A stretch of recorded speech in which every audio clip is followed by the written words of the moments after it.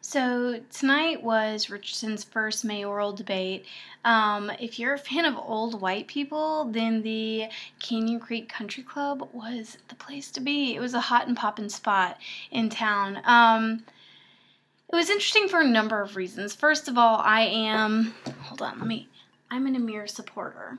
I don't think that's going to come as like this earth-rattling shock to anyone. I've been a supporter for a long time of his, but I'm not biased. I will say tonight, Laura completely dominated the debate.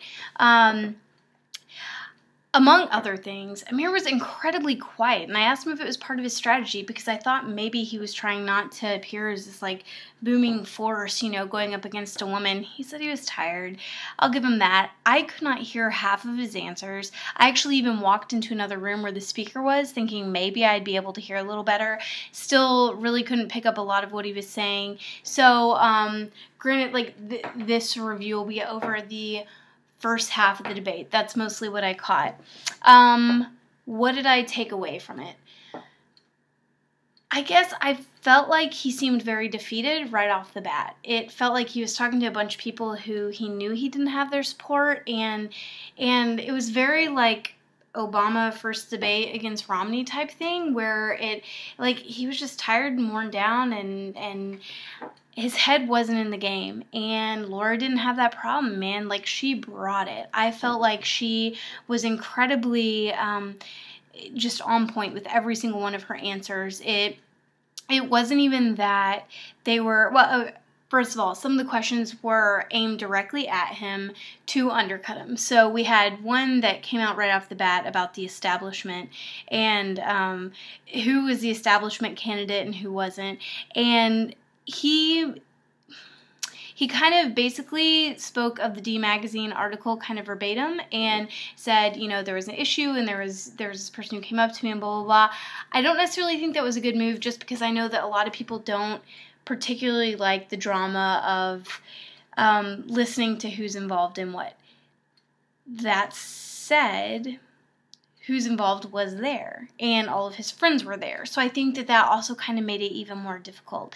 Then it's Laura's turn, and I didn't like this. I like a lot about her. I like that she's a female. As much as I'm cool with the fact that he's minority and, Yo Pro and everything about it with his young professional initiatives. I love the fact that she's a woman. I wish sometimes that she would represent women a little better in the sense that I feel like she plays dumb a lot. And I know her, I just know her. She's incredibly intelligent. I don't know her well. I know her surface level. And even then I can tell she's incredibly intelligent. So it bothers me when she plays dumb because I don't think that's something that men can necessarily do. And I think when a woman does it, it bothers me. So the question was asked about, being affiliated with a group and what is the way that they worded it? It was establishment. Being a part of the establishment.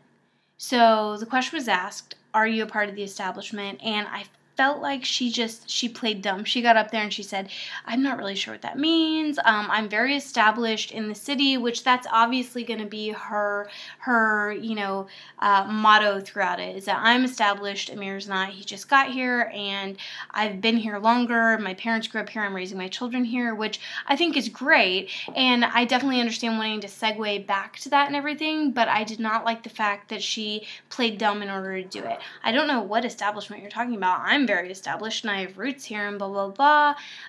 While I understand that it bothered me, that's what I took away from that part. I didn't like the fact that she pretended like she didn't know when she had already done the D Magazine interview and obviously knew what establishment was being referred to in that sense. That bothered me.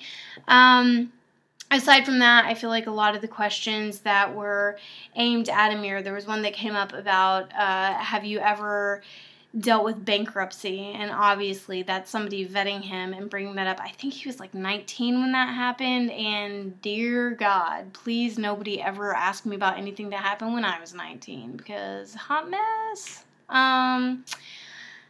I don't know. It was kind of below the belt, but at the same time, as someone who's watched the way the coalition operates, they do a lot of stuff below the belt. I remember when the late Diane Wardrop ran for city council, and they just tore her apart in their endorsement, talking about how people that she worked with, these women she worked with, felt like she was harder on them, and basically trying to make her out as a B word, whereas if a man had done the exact same thing, there would have been nothing, but they really worked that angle hard, that she was this, B word.